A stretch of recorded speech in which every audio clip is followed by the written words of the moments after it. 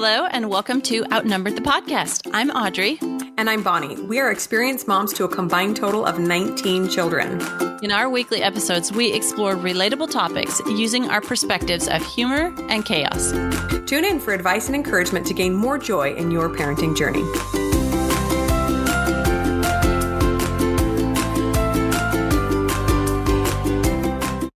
Hey everybody, this episode is sponsored by Magic Spoon.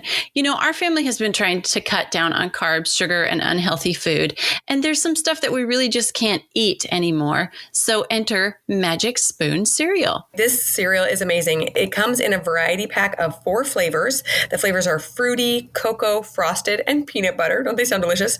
But it has 0 grams of sugar in the entire pack, 13 to 14 grams of protein, and only 4 net grams of carbs.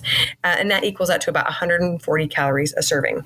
It's gluten-free, keto-friendly, grain-free, soy-free, and low-carb. Pretty awesome. Yeah, it tastes exactly like the regular cereal from your childhood, but it is super nutritious. It's also delicious and super healthy cereal that brings joy to your mornings or afternoons or bedtime snacks. My kid's favorite flavor is the fruity. Yum. So good. Okay, so go to magicspoon.com/outnumbered to grab a variety pack of 4 and try it today. And be sure to use our promo code, which is Outnumbered, at checkout to save $5 off your order. Magic Spoon is actually so confident in their product that it's backed with a 100% happiness guarantee. So if you don't like it for any reason, they'll refund your money, no questions asked. Remember, get your next delicious bowl of guilt-free cereal at magicspoon.com/outnumbered and use our code Outnumbered to save $5. Hey, everybody, welcome back. And Bonnie and I are excited to talk to you about today's topic in episode 189. We're going to be talking about what it means and how to become a lifelong learner. That's right. We as homeschoolers obviously appreciate and really value learning, but sometimes we spend so much time on our kids' educations that we forget to maintain our own learning and our own education. And we're not talking about going back to college, although that's great too if you feel like that's the right decision for you, but just being someone who is always excited to learn new things. Okay, so before we get started, let's have a funny little humor segment. You guys, all my humor segments lately have to do with my 3-year-old because he is hilarious. He's just got this little mouth on him that just rambles and rambles and rambles and always makes us laugh. He also still looks really like a baby. He's got really chubby cheeks and kind of a tiny mouth. So everybody thinks he's a lot younger than he is, so they get a kick out of his talking, but he is terrible at keeping track of his shoes. Okay. His shoes are lost all the time. I think I've bought him 4 new pairs in the last 2 months. I'm going nuts. It's so annoying. So when we were on our vacation recently, we thought we had left his shoes at a park, and I was just frustrated again at the prospect of buying him yet another pair and out, on vacation, who knows where his store is, whatever. So I was kind of expressing my frustration, and he started grumbling right alongside me like, oh, these shoes, so I said, oh, I'm so tired of this. And he said, I'm so tired of this. I said, we're going to have to buy you another pair, Dean. It's okay, Mom. I not need shoes. Okay. So then when we found them, he was so excited. Like just, oh, we found them, Mom. We thought we lost them. We thought we left them at the park, but they was under the couch. And he's like shaking his head, like laughing. The rest of us, I'm like, oh, I'm so glad you're pleased because now you're not in trouble anymore. Only we could staple shoes to the feet, I just, okay. Oh, I know. That is so cute. My 3-year-old is in a similar stage and so cute. So cute. Okay. So first of all, we want to address the question, why? Why would you want to become a lifelong learner? You're a mom. You have so much to do. Why would you want to add this to your plate too? Well, guess what? Just as you usually associate learning with young, being a lifelong learner will keep you youthful. There is something about keeping your brain active, warding off Alzheimer's, things that happen to old people, forgetfulness. We have a whole episode about mom brain. That's, whatever. It's a thing. Well, I know we've got enough working against us. So being a lifelong learner is something that we can do to kind of counteract this mom brain thing that we've got going on, but also just, add a youthful aspect to our own lives. Yeah. And, sometimes when we talk about learning, the first thing we think of is structured school. And that's hard, especially if you went to many years of structured school, because you might have a lot of negative memories of cramming for college tests. I remember after graduating from college, I don't think I read a book for fun for probably 4 years because I was so tired of being forced to read that I didn't even do it for fun. So that's not what we're talking about. We're talking about exciting learning, right? So my why behind being a lifelong learner is that it's fun. It's exciting to learn new things and to open doors. It helps me personally love my life more. When things get a little boring, I'm like, I want to learn something new. I want to pick up a new skill, or I want to read a new book, or just open my horizons a little bit, especially when I'm stuck at home with kids. It just kind of makes life more exciting. Okay. You know what? That is a really good point that I didn't even think of for this episode. But you're right. It's fun because nobody else is dictating what you get to learn when you're an adult. You decide that. It's actually kind of like homeschooling, except you've already done, all the reading, writing, arithmetic, all that thing that, all those things that are required for higher education or whatever. But now as an adult, being a lifelong learner, that means that you get to decide what you're going to learn. And that's really what makes it fun. That's pretty awesome. So today we have 5 tips on how to become a lifelong learner. And we're going to share these with you. If this or why has convinced you that you too should try to become a lifelong learner. So number 1 is stay curious. You guys, we almost always start our episodes here in mental space. And here we are again doing thought work in our mind. But stay curious. This is in your mind.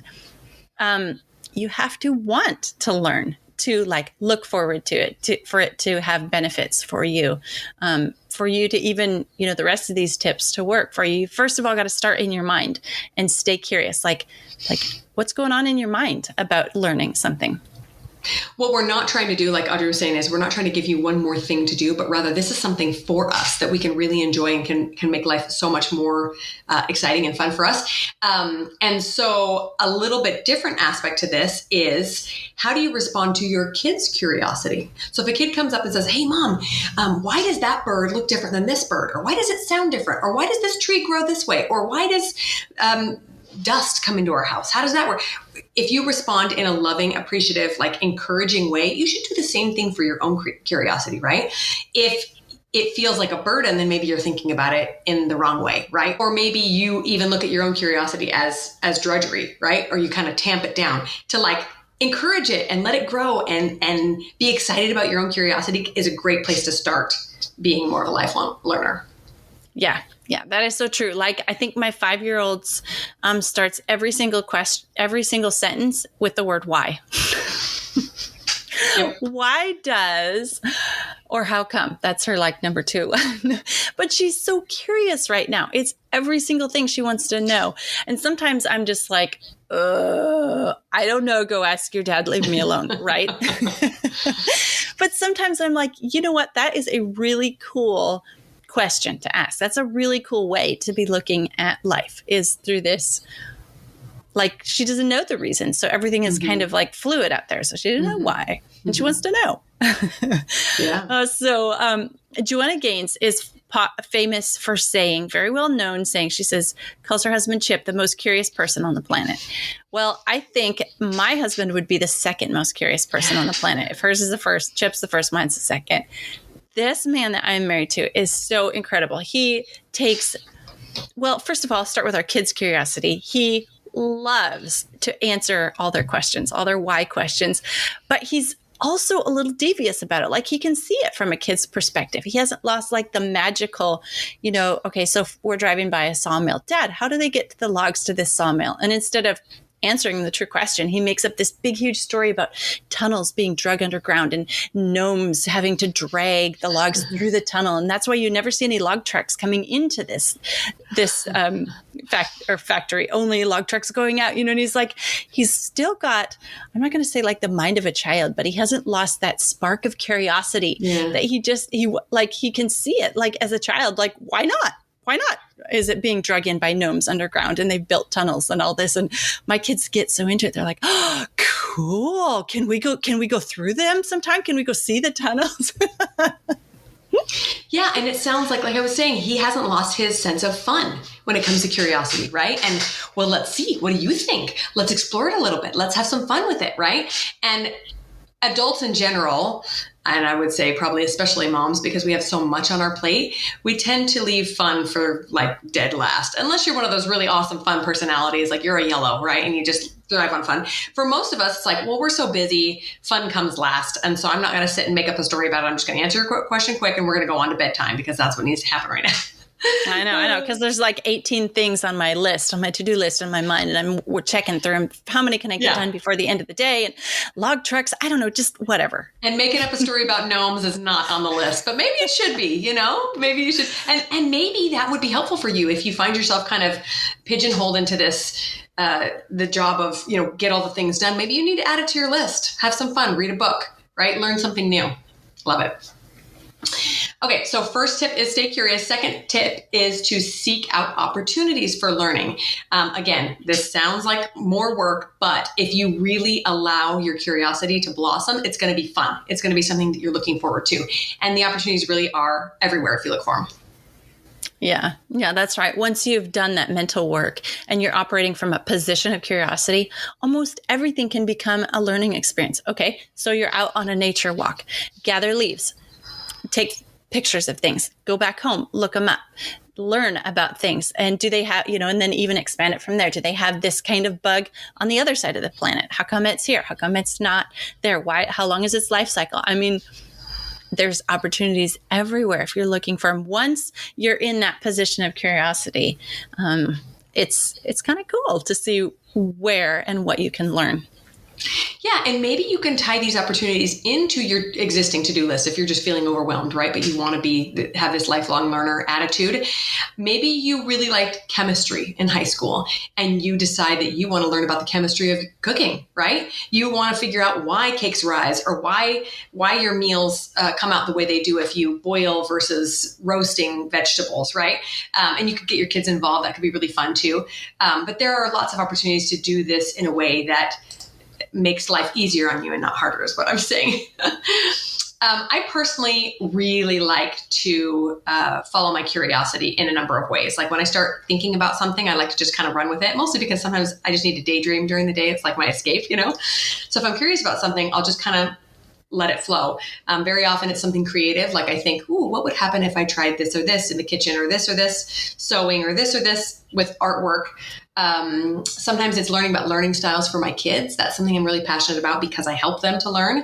Another thing that I've let myself just really dive into are just books and podcasts about anything. I do a lot of life coaching stuff. I do a lot of historical fiction is really fascinating to me. So these are just topics that enter my mind and I find myself playing with them. And I think, I want to learn more about that. And that's how I fill my brain with exciting things that make me want to learn more about them.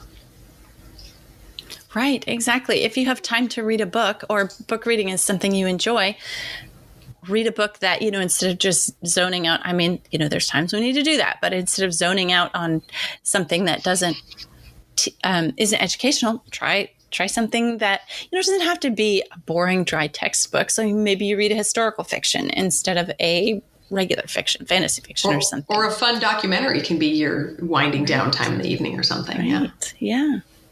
Okay. So moving on to number 3, learn right alongside of your kids. So your kids are in the stage where they have to learn. They don't get to learn, they have to learn. Mm-hmm. So as they are getting their education, whether they go to a public school, private school, or you're homeschooling them, they're getting their education from you, they will learn things that you don't know. Promise. Even if you're homeschooling them and you are the teacher, they will learn things that you don't know. So learn right alongside of them. Yeah, kind of like what I was talking about when my curiosity leads me to a place where I think my kids might also be interested. It's fun to learn together because then we're both getting the benefit of it, right? Okay, so one great way to do this is to stay abreast of new information in technology, right? So any day of the week, you can Google something about NASA or what's happening in outer space, the new frontier for technology, or architectural digs, or anything kind of current events type thing along one of these subjects that's constantly changing, and you can learn something new. Did you guys know they just dug something up in Saudi Arabia that changed what they thought about XYZ? So fun. And you're basically just learning, well, really both about current events as well as some major important field that your kid might end up going into. Who knows? Yeah. Yeah. I remember when I took biology in high school, my teacher, there was two things that prevented me or that caused me to hate that experience. One was that teacher hated teaching. I mean, it just came through, right? Sometimes you run into that. And the other thing was it was taught from a secular point of view. And I had a very Christian or theological Bible-based worldview. And so those two were at odds, and I had to choose which one I was going to believe. So what I ended up doing was learning the material to pass the test, opening my brain on the way out the door, and doing a dump, right? So just get rid of this. I don't want to know all this stuff anymore. I filled in the right boxes and passed the class. So when my kids started learning biology through our homeschool, I was so intrigued. It was a lot of the same information, but from a biblical worldview and even a worldview that was just like neutral. Like it wasn't like, some topics in schools get taught very politically or from one worldview or another. Well, just neutral, just presenting the facts of science. And I was so intrigued and it was so fun. And the first set of my kids that went through biology, I was like, get out of the way. I'm looking through this microscope. I'm dissecting this frog. This is the coolest thing ever. Oh, that's so fun.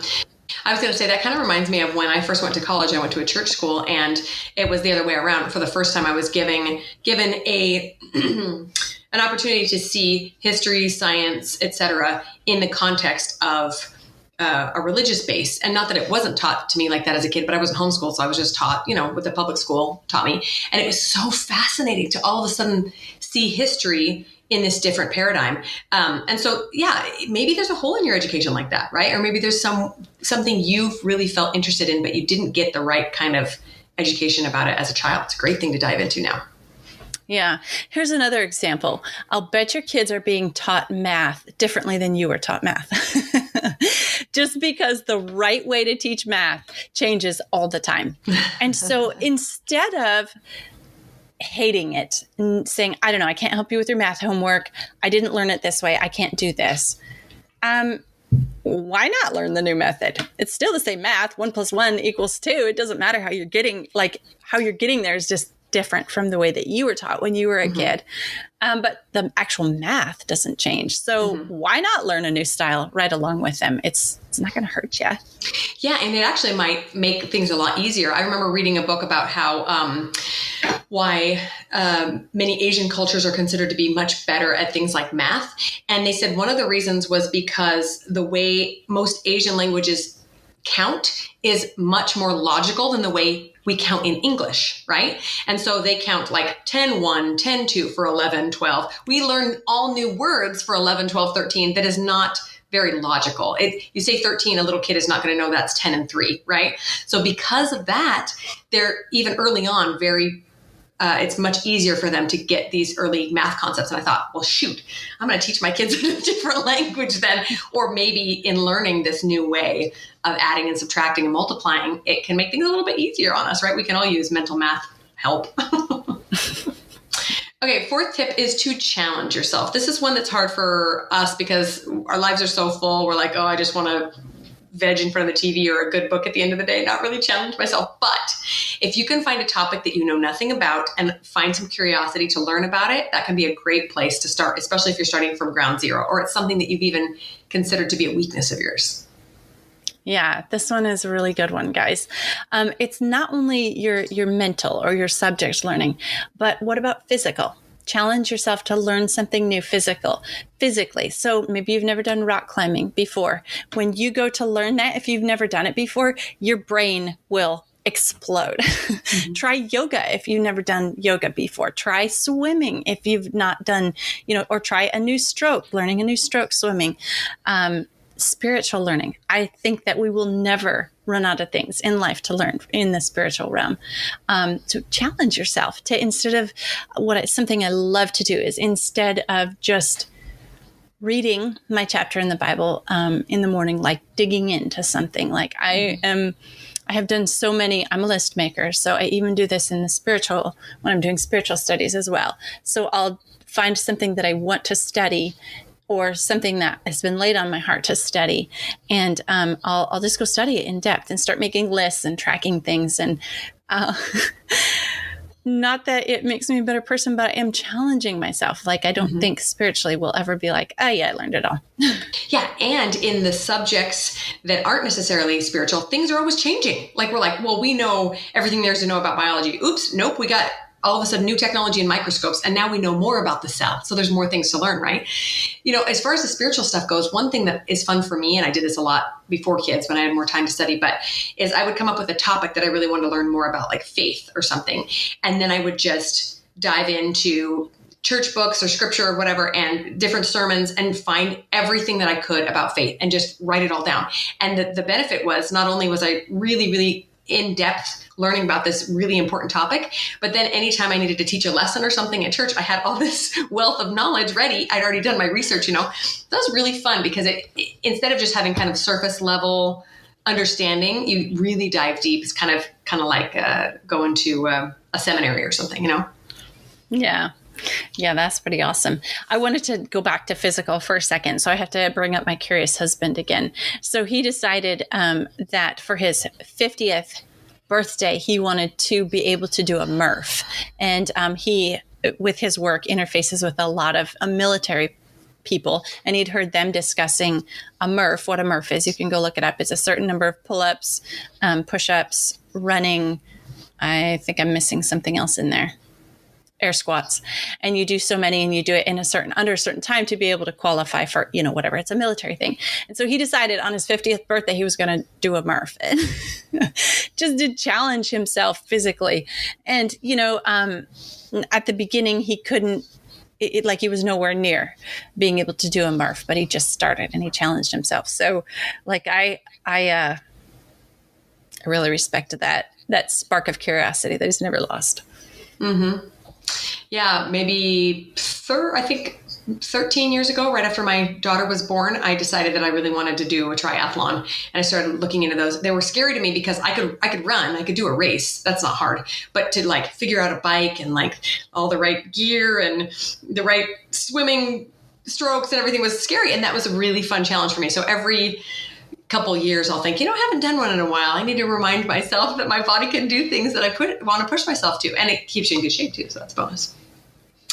Homeschooling in particular for me has been very good because I have to stay on top of certain subjects, or I get reminded constantly. It's like, I might not have a great 8th grade education, but I'm constantly good right around the 4th, 5th level because that's what I have to keep teaching over and over and over. Past that level, they're pretty good on their own, but it's so great to remind myself, oh yeah, geometry, that was a sticking point for me. Here, let me help you figure it out. Let's work on it together.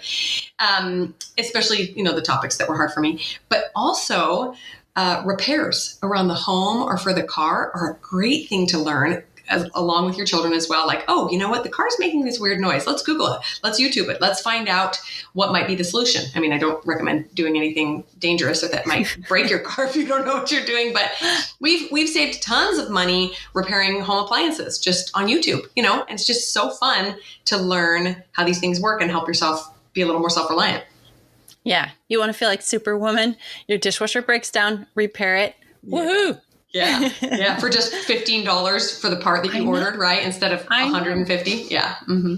Yeah. Or a whole new dishwasher. We're talking in the thousands, right? Yeah. Whew. All right. So our last tip for you, number 5, is surround yourself with fellow learners. Now, I am lucky because I'm married to the second most curious person on the planet. But the point here is that if you're surrounding yourself with learners, if others are learners, they will inspire you too. Yeah. Yeah, totally. This is why book clubs are great, right? You want to learn something new, grab a couple of friends and say, hey, let's read this book together and learn about it. Or let's take this course together. I'm kind of an online course junkie. If I see a Facebook ad that intrigues me, I'll be like, yes, give it to me. I want to learn all the things. Totally sounds interesting, right? And ask yourself, the people that you spend the most time with, accepting your family because you can't really control them, but your friends, associates, do they drag you down, or are they the kind of people that inspire you to do wonderful things? I have a couple of friends in my life that are so inspiring. Every time we talk, they've got some project or some cool thing that they're doing, and I'm so inspired to do something similar, right? And then ask yourself, what kind of effect do you have on your friends? Are you the kind of person that only ever wants to talk about what TV show you've been watching, or are you learning and growing and inspiring those around you to learn and grow as well? Yeah, that is so true. I mean, a good old gripe session with your gal pals might feel great, but I mean, it might seem like really cool at the time, but then how are you feeling afterwards after that? You're just like, that was kind of a waste of time. So one thing both Bonnie and I have here is we have the sewing community. And so I don't know, I can't speak for Bonnie here, but when I found the sewing community, other women that sew online, and they were sewing these gorgeous things that I didn't know how to sew, but I knew how to sew, I was like, okay, time to start learning. If these women can do it, I can do it. And somebody would post, a gorgeous pair of jeans that they'd made, and they'd done the rivets, and it looked like, as sewists, we're always trying to make it look like we didn't make it, right? So how can we make it look not homemade, handmade, but not homemade? Yes. And so I'd be like, okay, I need a new denim skirt. I am going to learn how to pound in rivets and get all the supplies and make myself one. And then, people compliment something I was wearing, and I'd be like, yeah, I made it. And they were like, no way. Like, that's the hugest compliment. I made it. Yeah, that's the best. Yes, that is such a great example because it's useful, and it's something that with lots and lots of opportunity for growth and learning. I remember getting to a point where I felt really confident in my sewing and thought, I want to learn about patterns. I want to learn how to make patterns. I want to learn how to adjust things. If I have a pattern and I know that it's a little bit too narrow here or too wide here, how do I adjust that? What do I do? And got to diving into that and learning how to design my own patterns. And that was just fascinating. The cool thing about learning is that not only does it broaden you mentally, but in many areas, it will increase your skills as well. And it's, we've talked about self-reliance before, and we're going to talk about it again, but the feeling of being able to care for yourself in one way is so powerful. Knowing that you can produce your own food, or knowing that you can run your own home off the electricity you produce, or sewing your own clothes. Like, I feel pretty dang confident that if the crap hit the fan and the world shut down, my family would be clothed because I can take care of that. We might not have any food because I haven't figured out the gardening part, but it's just such a powerful thing to develop a skill and knowledge of something that is essential to survive.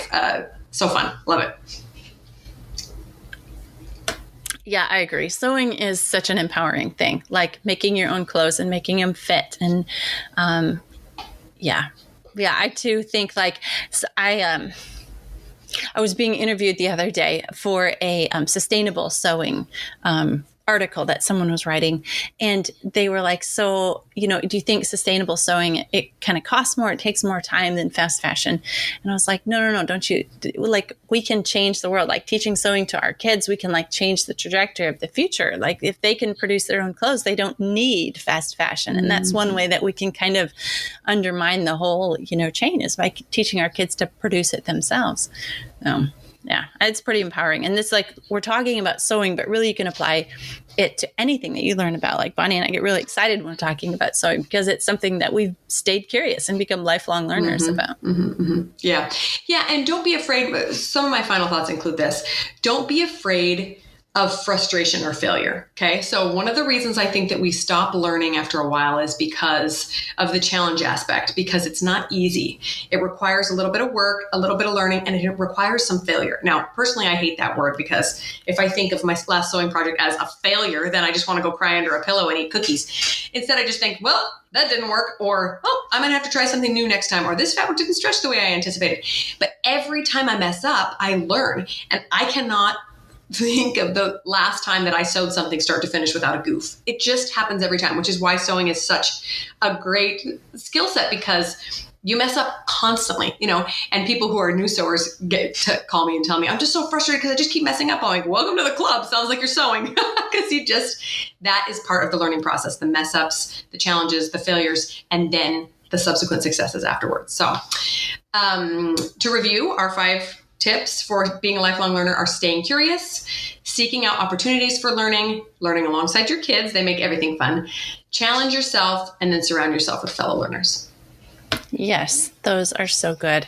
And I just want to bring up one more thing about my curious husband, is that I have watched him through the entire 26 years of our marriage do a deep dive on something. So he'll decide he's interested in something, and pretty soon books start coming in and materials start coming in. And next thing I know, he's got copper and he's learning how to burn it and do chasing and repoussé, which is, the shaping of it. And I'm like, wow.